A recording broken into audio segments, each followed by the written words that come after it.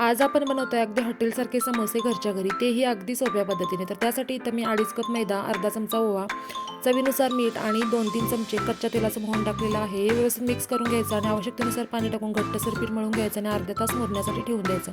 1 चमचा धने, 1 चमचा बडीशेप, 1 चमचा जिरे थोडंसं भाजून मिक्सरमध्ये जाडसर वाटून घ्यायचं. त्याच्यामध्येच 2 इंच आले, 15 ते 20 लसूण पाकळ्या आणि 3-4 हिरव्या मिरच्या टाकून जाडसर वाटून घ्यायचं.